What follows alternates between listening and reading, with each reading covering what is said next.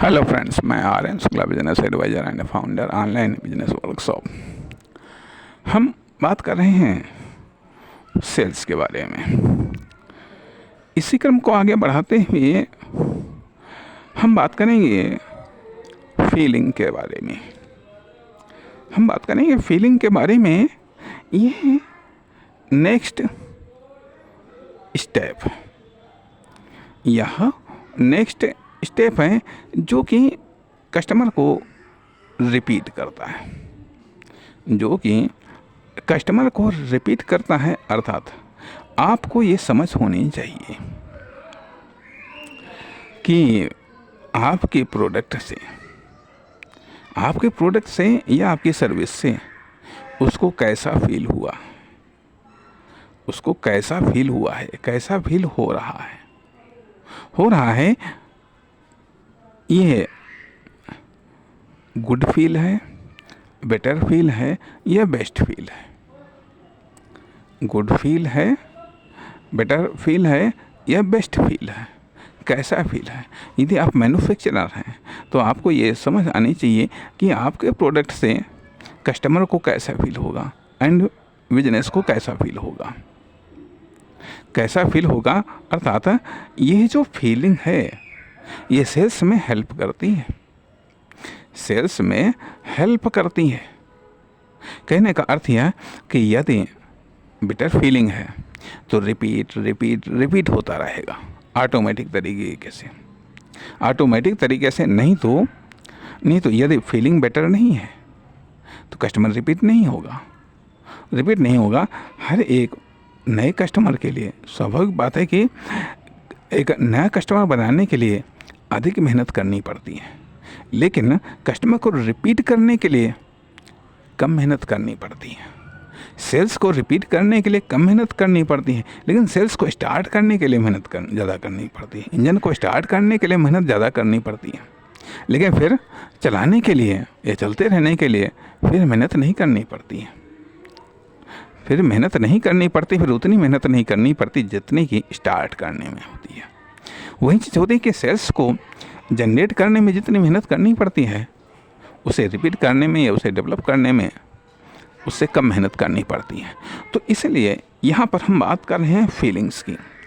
Feelings से उस product के द्वारा कैसा फील हो रहा है, उस सर्विसेज के द्वारा कैसा फील हो रहा है, या फिर आप कस्टमर को या पब्लिक को कैसा फील करा रहे हैं, या आपकी फर्म दुकान कंपनी कैसा फील करा रही है, या फर्म दुकान कंपनी में उसको कैसा फील हो रहा है, कैसा उसको एक्सपीरियंस हो रहा है।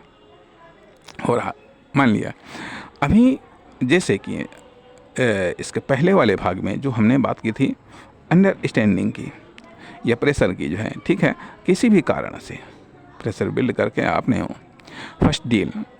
फर्स्ट परचेजिंग तो आपने करवा ली, लेकिन यदि फीलिंग बेटर नहीं है तो कस्टमर रिपीट नहीं होता है। अर्थात उसके पास में इतना समय नहीं है कि वो ट्रायल करे, कि वह बार बार ट्रायल करें। यदि कभी मान लीजिए किसी भी कारण से यदि उसे ट्रायल करने का मौका मिलता है, यदि उसके पास में निकटतम कोई ऑप्शन से ट्रायल करने का मौका मिलता है, यदि वहाँ पर भी उसको बेटर फील हो गया तो फिर वो उसी चीज़ को रिपीट करना, अर्थात कस्टमर भी मौका देता है। कस्टमर भी आपको और पैसा कमाने का मौका देता है, लेकिन बशर्ते कि आप उसको एक बेटर फील करवाएं या बेस्ट फील करवाएं। तो सवाल इस बात का उठता है कि जब आप और क्या ऐसा है कुछ भी नहीं आप फील करवा पा रहे हैं, तो यह तो एक गलत बात है। यदि आप कुछ भी नहीं फील करवा पा रहे हैं, कुछ गुड नहीं फील करवा पा रहे हैं, बेटर नहीं फील करवा पा रहे हैं, बेस्ट नहीं फील करवा पा रहे हैं, तो कहीं ना कहीं आप व्यावसायिक रूप में शांत हैं या ठंडे हैं, या एग्रेसिव आप नहीं हैं, या आप प्रोग्रेसिव नहीं हैं, एक नॉर्मल हैं कि आप कस्टमर को या न्यू कस्टमर को, या जो आपको ट्राई कर रहा है, जो आपको जज कर रहा है, उसको आप कोई एक्सपीरियंस ही नहीं दे पा रहे हैं, कोई एक्सपीरियंस ही नहीं दे पा रहे हैं, तो सवाल इस बात का उठता है कि इससे आप में किस प्रकार के अंकुर फूटे हैं। अगर कुछ अंकुर फूटे होते तो उससे कस्टमर को एक फीलिंग्स आती, उसे ये लगता है कि हाँ ये जागरूक है, ये एक्टिव है एक कॉमर्शियल डील को फाइनल करने के लिए। लेकिन यदि आपके पास में ऑप्शंस ही नहीं है तो कैसे आप फील करवा पाएंगे? और यदि आप फील नहीं करवा पाएँ, कभी कभी फीलिंग से भी हमारी कॉमर्शियल डील फाइनल हो जाती है। तो इसलिए फीलिंग भी एक बेटर ऑप्शंस है। अब यहाँ पर हम अगले भाग में बात करेंगे कॉमर्शियल डील को फाइनल करना। नमस्कार, धन्यवाद।